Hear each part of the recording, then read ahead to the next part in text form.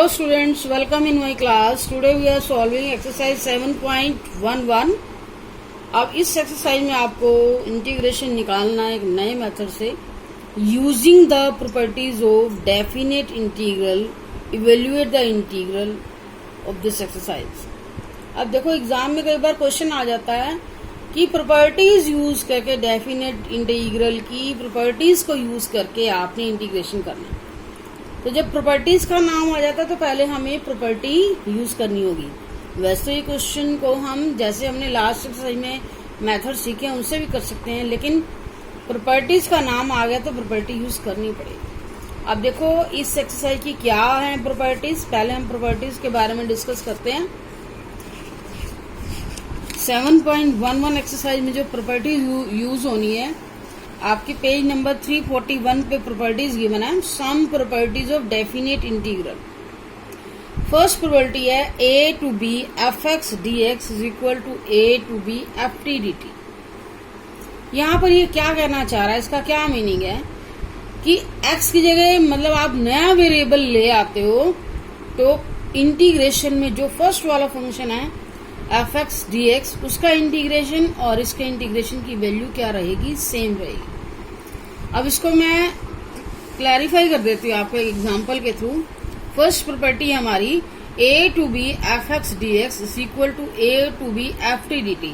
इसका मीनिंग क्या है, मान लो मैं फंक्शन ले लेती कोई एक्स स्क्वायर, इस एफ एक्स की जगह मैंने फंक्शन रख दिया एक्स स्क्वायर और लिमिट रख देते हैं 1 से 2। एक्स स्क्वायर का इंटीग्रेशन आपको पता है पावर रूल से क्या आएगा एक्स क्यूब बाय 3 और लिमिट रखोगे इसमें 1 से 2 तो हमारे पास जो भी आएगा 1 से 2 इसको सोल्व करोगे 1/3 को तो आउट कर दो 2 क्यूब माइनस 1 क्यूब सिंप्लीफाई करके हमारे पास क्या आ गया 8 माइनस 1 दैट मीन्स 7/3। ऐसे ही इस x की जगह मैं t वेरिएबल ले लूं लेकिन पावर वही रखनी पड़ेगी टी स्क्वायर। इसका भी इंटीग्रेशन लोगे टी क्यूब बाय 3, इसे भी सॉल्व करोगे सेम आपका आंसर आएगा 1/3 कॉमन ले लो, इसमें भी वही टी की जगह 2 रखोगे 2 cube minus 1 cube that means 7/3 आया। तो यहाँ कहने का मतलब है कि वेरिएबल चेंज करने के बाद इंटीग्रेशन में आंसर आपका क्या आएगा, न्यूमेरिकल वैल्यू क्या आएगी, सेम आएगी। ये कि फंक्शन आपका जैसे एक्स स्क्वायर है तो इधर टी स्क्वायर होना चाहिए, इधर एक्स है तो इधर टी होना चाहिए। कहने का मतलब क्या, एक्स और टी क्या होने चाहिए, सेम होने चाहिए। एक्स और टी की पावर सेम होनी चाहिए। एक्स स्क्वायर है तो टी स्क्वायर होना चाहिए, एक्स क्यूब है तो टी क्यूब होना चाहिए, एक्स और टी इक्वल होने चाहिए। F x D x is equal to F T D T के इक्वल कब होगा, जब X is equal to T हो। तो इस प्रॉपर्टी का मीनिंग ये है, ये भी कहीं ना कहीं हमारी यूज होगी। आपको सिर्फ इसका रिजल्ट याद करना है, ये सिर्फ आपको समझाने के लिए किया गया है। नेक्स्ट इसमें रूल क्या है, a to B F X is equal to minus of b to F x D X. इस प्रॉपर्टी का मीनिंग क्या है, a to B F X. यहाँ पर देखो लिमिट को चेंज किया गया, अपर लिमिट यहाँ लोअर लिमिट लगाई गई है और लोअर को अपर कर दिया गया, तो और यहाँ आगे बार माइनस लगाया गया। तो यहाँ कहने का मतलब है कि जब हमारे पास फंक्शन है और a से b लिमिट है और मान लो फंक्शन मैंने एक्स स्क्वायर ले लिया तो इसको एक्स स्क्वायर का इंटीग्रेशन करोगे क्या आएगा, एक्स क्यूब बाय 3 1/3 कॉमन ले लिया और लिमिट पुट करोगे बी क्यूब माइनस ए क्यूब आ गया। ऐसे ही अब राइट हैंड साइड इसको मैंने सॉल्व किया बी टू ए, फंक्शन तो हमारा वही है एक्स स्क्वायर, इसे सॉल्व किया एक्स स्क्वायर का इंटीग्रेशन क्या आएगा एक्स क्यूब बाय में 3 माइनस 1/3 माइनस ए क्यूब माइनस बी क्यूब। देखो ऊपर वाले पार्ट में बी क्यूब माइनस ए क्यूब आया, इधर आया ए क्यूब माइनस बी क्यूब। तो फर्क किस चीज का है, सिर्फ माइनस का फर्क है, माइनस का डिफरेंस आया। आपकी न्यूमेरिकल वैल्यू सेम है, माइनस का डिफरेंस आया। तो यहाँ मेन प्रॉपर्टी क्या बनी, कहते जैसे हम लिमिट को चेंज कर देते हैं, अपर को लोअर बना दे लोअर को अपर बना दे तो माइनस आ जाता है, मतलब आंसर सेम आएगा, सिर्फ माइनस का डिफरेंस आएगा। तो ये चीज हमें आगे आने वाले क्वेश्चन में ही पता चलेगा। क्वेश्चन जब आप करोगे कहाँ कौन सी प्रॉपर्टी होगी आप प्रैक्टिस से ही कर पाओगे। तो ये हम लिख सकते हैं कि लिमिट जब आपस में एक्सचेंज कर देते हैं लोअर को अपर में तो आगे माइनस लगा दोगे, मतलब इंटीग्रेशन की वैल्यू सेम आएगी, सिर्फ माइनस का डिफरेंस आएगा, ये कहना चाहते हैं। नेक्स्ट है थर्ड प्रॉपर्टी है, third property A to B F x D X, A to C F x D x plus C to B F x D x.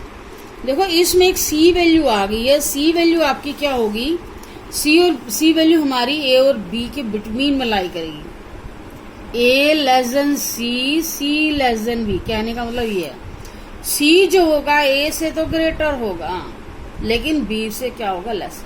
यहाँ इसके बीच में हम कोई सी वैल्यू ले लेते हैं, मान लो 1 से 2 लिमिट है तो उसके बिटवीन में 1.5 वैल्यू ले ली, वो होगी सी। तो ऐसे केस में फंक्शन को हम 2 पार्ट्स में ब्रेक कर देते हैं, जो बीच में सी वैल्यू लेते हैं a to C F x D x plus C to B F x D x. तो इसको हम मर्ज करेंगे, जब हम मर्ज करेंगे तो हमारी ये जो सेम वैल्यू है ये कैंसिल हो जाती है, हमारी वही लिमिट आ जाएगी, लोअर लिमिट और अपर लिमिट। और ये ऐसा रूल स्पेशली आपने ध्यान रखना है, ये सिर्फ मॉडुलस फंक्शन में अप्लाई होता है, क्योंकि मॉडुलस फंक्शन का आपने कोई रूल नहीं देखा। मॉडुलस ऑफ एक्स का इंटीग्रेशन हमने नहीं किया, हमने सिंपल एक्स का इंटीग्रेशन किया एक्स स्क्वायर बाय 2 या एक्स स्क्वायर का इंटीग्रेशन किया। मॉडुलस फंक्शन के हमने कोई इंटीग्रेशन का रूल नहीं सीखा। तो ये चीज जो आपकी ब्रेक करने वाला है, ये जो रूल सिर्फ आपने ध्यान रखना है मॉडुलस फंक्शन में अप्लाइड होगा। It is applied only in modulus function. Question करोगे और ज्यादा क्लियर हो जाएगा। इसकी डेरिवेशन आपको बुक में गिवन है, अब डेरिवेशन आपको सिर्फ अंडरस्टैंडिंग के लिए, मेन तो आपको रूल लर्न करना है। नेक्स्ट है fourth rule, A to B F x D x is equal to A to B F of A plus B minus X. ये भी आपका आएगा। इसका मीनिंग क्या है कि दोनों लिमिट को ऐड करके इस x पहले ऐड करो, उसमें से यहां जो x होगा वो माइनस करो। ये आपका ट्रिग्नोमेट्रिक फंक्शन में मेनली अप्लाई होता है ये वाला रूल। नेक्स्ट फिफ्थ रूल है 0 to A F x D x is equal to 0 to A F of A minus X. तो ये वाला रूल भी 0 टू ए वाला आपका बहुत सारे क्वेश्चन में, एक्सरसाइज में बहुत सारे क्वेश्चन इस रूल से रिलेटेड है। लोअर लिमिट 0 हो और अपर लिमिट ए मीन्स यानी कांस्टेंट। कांस्टेंट में आपकी न्यूमेरिकल वैल्यू भी हो सकती है, एंगल भी हो सकता है। 0 टू ए की फॉर्म होनी चाहिए। तो आपने उनमें पहले प्रॉपर्टी क्या फॉलो करनी है, F of A minus x, F of A minus x. इसके बाद आप इंटीग्रेशन करोगे, पहले प्रॉपर्टी यूज करोगे फिर इसके बाद इंटीग्रेशन करोगे। फिर इसके बाद इंटीग्रेशन में हमारे पहले वाले रूल आ जाते हैं जो हमने लास्ट एक्सरसाइज में सीखे हैं। इस पूरी एक्सरसाइज में हम यही कर रहे हैं कि जो पहले हम प्रॉपर्टी अप्लाई करके हमारा क्वेश्चन वैसा ही बन जाता है जितने रूल हमने अब तक सीखे हैं। नेक्स्ट रूल है 0 से ट्वाइस से जब आ जाए तो उसे आप कैसे ब्रेक करोगे, 0 से ए F x D x plus 0 से ए एफ ऑफ ट्वाइस से माइनस एक्स। कहने का मतलब क्या है कि अगर हमारे पास कोई फंक्शन हो यहाँ ट्वाइस हो सामने, जैसे 0 से 2 पाई और ट्रिग्नोमेट्रिक फंक्शन हो, उसे सॉल्व करोगे उसके इंटीग्रेशन का आंसर भी वही आएगा। तो यहाँ पर 0 टू ए 2 पार्ट कर दिए। फर्स्ट पार्ट में तो एफ एक्स डी एक्स है, सेकेंड पार्ट में लेकिन ट्वाइस से माइनस एक्स, मतलब जो आपकी लिमिट आएगी 2a माइनस एक्स। तो यहाँ ये ट्रिग्नोमेट्रिक फंक्शन के लिए ही मेनली अप्लाई होता है। नेक्स्ट है सेवंथ प्रॉपर्टी में भी 0 से 2a है, ये इसकी सेकेंड फॉर्म है। 0 से 2a F x D x. तो इसमें आप क्या कर सकते हो, 2 आपका ये लिमिट वाला आगे आ जाएगा, 0 टू ए एफ एक्स के इक्वल हो जाएगा। कब होगा, जब आपका फंक्शन 2a माइनस एक्स करोगे और फंक्शन आपका क्या रहे वही का वही रहे, फंक्शन में कोई फर्क ना आए। इट मीन फंक्शन आपका इवन फंक्शन हो तो आपका इस केस में क्या होगा, ये 2 आगे आ जाएगा और आपकी लिमिट क्या हो जाएगी 0 से, और फंक्शन आपका क्या आ जाएगा F x D x. Same यही इसका सेकेंड पार्ट है, 0 से 2a F x D x. इसी फंक्शन की वैल्यू 0 हो जाती है डायरेक्ट, इसके इंटीग्रेशन की वैल्यू 0 हो जाएगी जब आपका F of 2a minus x किसके इक्वल आ जाए, माइनस एफ एक्स के। देखो फर्स्ट में क्या है, F of 2a minus x F x के इक्वल आ जाए, वो कब होगा जब आपका इवन फंक्शन होगा। लेकिन सेकंड केस में आपके इंटीग्रेशन की वैल्यू 0 हो जाएगी जब आपका F of 2a minus x minus F x के इक्वल आ जाए। तो ये चीज आपको पहले सॉल्व करनी होगी, इट मीन्स ओड फंक्शन होगा। तो जब हम क्वेश्चन करेंगे साथ साथ आपको रूल बताए जाएंगे कि इसमें कौन कौन सी प्रॉपर्टीज अप्लाइड हो रही है, और ज्यादा अच्छे से क्लियर हो जाएगा। नेक्स्ट है एट्थ प्रॉपर्टी। एट्थ प्रॉपर्टी में क्या है, माइनस ए से सेम वैल्यू होगी, जैसे -1 से 1, -π/2 से +π/2। अगर ट्रिग्नोमेट्रिक फंक्शन है तो एंगल गिवन होगा। तो इस तरह से -a का मतलब वैल्यू सेम है, नीचे माइनस वैल्यू, ऊपर प्लस वैल्यू।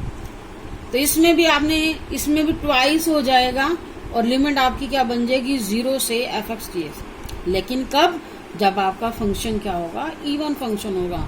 अब इवन फंक्शन का पता कैसे लगाओगे, जब उस फंक्शन में आप x की जगह -x रख दो, लेकिन -x रखने के बाद ही, फंक्शन में माइनस रखने के बाद भी वही का वही आ रहा है, माइनस का कोई असर नहीं पड़ा। तो ऐसा कब असर नहीं पड़ता, जब हमारा फंक्शन इवन हो।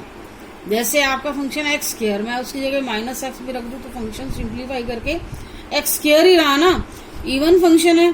तो इवन फंक्शन होगा तो उस केस में आपकी लिमिट क्या हो जाएगी, आगे ट्वाइस लगाओगे, लिमिट आपकी 0 से a वाली बन जाएगी fx dx। इसी की सेकंड फॉर्म है। अब एवरी केस में तो ऐसा नहीं होगा ना f(-x) fx के इक्वल हो, ऐसा भी तो हो सकता है f(-x) -fx के इक्वल आ जाएगी, मतलब ओड फंक्शन हो। तो ऐसे केस में -a to a वाले केस में आपका इंटीग्रेशन क्या होगा, 0। तो ये हमारे क्या है, इस एक्सरसाइज की क्या है, प्रॉपर्टीज हैं। तो ये प्रॉपर्टीज के लिए अलग से मैंने वीडियो बनाया, और क्वेश्चंस आपको नेक्स्ट वीडियो में मिलेंगे। Thank you for watching video.